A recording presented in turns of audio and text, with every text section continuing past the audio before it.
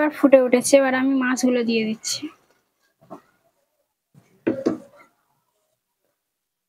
মাছগুলো একটু ঝোলের সঙ্গে মিশিয়ে দেব। আসসালামু আলাইকুম। আজকের দেশি মাছ একদম বাদ দিয়েছি। আজকে নিয়ে চলে এসেছি নোনা মাছ। এটা হাট থেকে নিয়ে এসেছি একটা বাঁশপাতা মাছ। এটাকে আজকের আমি রান্না করব। এটাকে প্রথমে আমি ভেজে নেব মশলা দিয়ে। সেই জন্য আমি মশলাগুলো নিয়ে চলে এসেছি।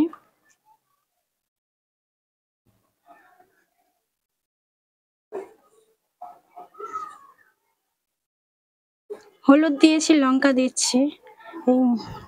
হলুদ দিয়েছি, লবণ দিয়েছি। এবার লঙ্কার গুঁড়ো দিয়ে দিচ্ছি। এটাকে ভালো করে আমি ঘষে নেব।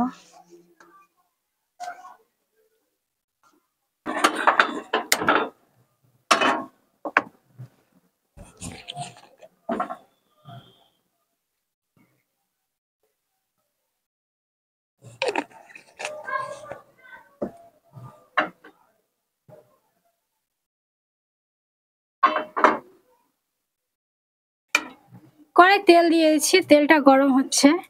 এখানে আমার মাছে মশলা মাখানো হয়ে গেছে। নোনা মাছ কিন্তু খুব টেস্টি মাছ। দেশি মাছের থেকে নোনা মাছ কিন্তু আমার খেতে খুব ভালো লাগে। সেই জন্য আমি নোনা মাছটা একটু বেশি খাই। আর এই মশলাটা মাখানো হয়ে গেছে, এবার আমি কড়াই দিয়ে দিচ্ছি।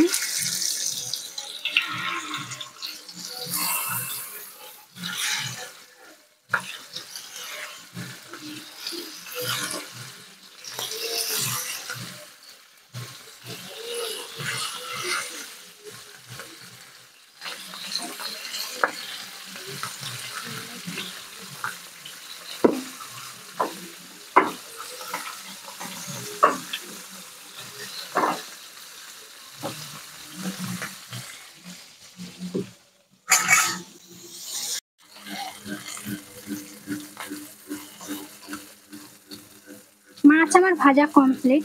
নোনা মাছ একটু সুন্দর করে ভাজতে হয়, একটু ভালো করে লাল করতে হয়, কড়াও করতে হয়। করলে তবে টেস্ট পাওয়া যায়, একটা অন্যরকম টেস্ট হয় একদম। ওই জন্য মাছ একটু বেশি কড়া করে ভাজতে হয়। আমি মাছটাকে একদম কড়া করে ভেজেছি। কত সুন্দর হয়েছে, লাল লাল করে ভেজেছি দেখো। এবার আমি এই কড়াই দিয়ে দেব তেল।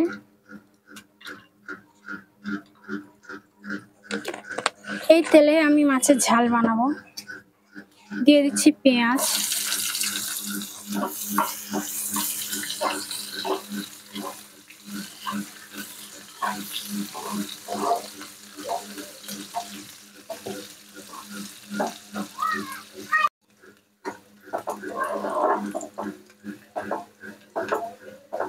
পেঁয়াজ আমার লাল হয়ে এসছে। মাছের ঝাল করার সময় পেঁয়াজটা যত বেশি লাল হবে তত কিন্তু মাছের ঝালটা সুন্দর হবে। পেঁয়াজটা লাল কম হলে কিন্তু খাওয়ার সময় পেঁয়াজটা গালে বেঁধে যায়। সেই জন্য পেঁয়াজটাকে একটু ভালো করে লাল করে নিতে হবে। এবার আমি দিয়ে দিচ্ছি টমেটো।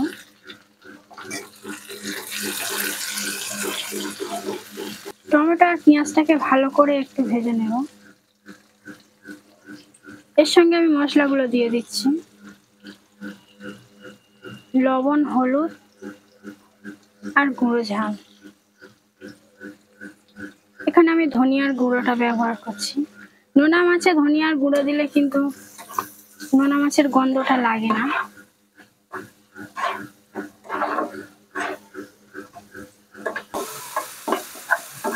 পেঁয়াজ আর টমেটোটাকে আমি ভালো করে লাল করে নিচ্ছি। এই আদা রসুনটা এবার আমি দিয়ে দেব। দিয়ে এটা একটু ভালো করে নেড়ে চেড়ে নেব।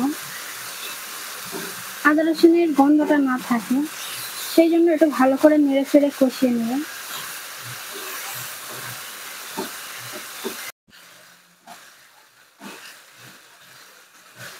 মশলা আমার কষানো কমপ্লিট। এবার আমি পানি দিয়ে দিচ্ছি। আমি পরিমাণ মতো পানি দিয়েছি। এবার আমি মাছটা দিয়ে দেবো, ঝোলটা ফুটে উঠলে তারপরে। তরকারিটা এবার ফুটে উঠেছে, এবার আমি মাছগুলো দিয়ে দিচ্ছি।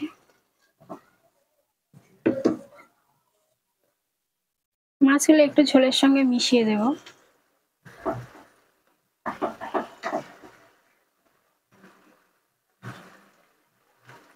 রান্না আমার কমপ্লিট হয়ে গেছে।